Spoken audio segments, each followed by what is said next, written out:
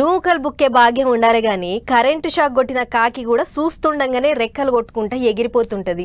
భూమి మీద నూకలు ఉండాలి గాని మీదంగా రైలు పోయినా బచాయిస్తుంటారు మనుషులు.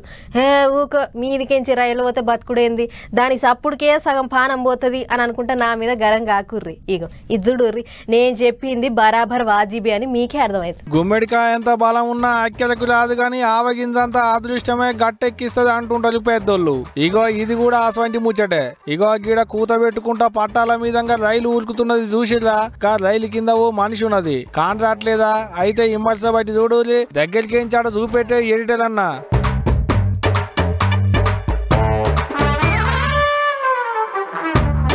అది సుశీల వికారాబాద్ జిల్లాలోన్న నావంద్గి రైల్వే స్టేషన్ లో ఒక గూడ్స్ రైలు ఆగి ఉన్నదట పట్టాల మీద. చుట్టూ తిరిగే వాళ్ళు పోతలు చిన్నగా సందు చేసుకుని రైలు కిందంగా పట్టాలు దాడదాం అనుకున్నట్టున్నది. ఎవరన్నా ఉన్నారా లేరా అని అటు ఇటు చూసి చిన్నగా కిందంగా చొరబడ్డది. పట్టాల నడుమకు పోగానే కూత పెట్టుకుంటా రైలు సాలైంది. ఇంకేముంది, రైలు వెళ్ళిపోయేది దానిక దాని కిందనే ఇట్ట ముడుచుకొని వండుకున్నది. ఈ అవ్వకింకా భూమి మీద కంట్రోల్ బియ్యం బాగున్నట్టున్నాయి పోండ్రి.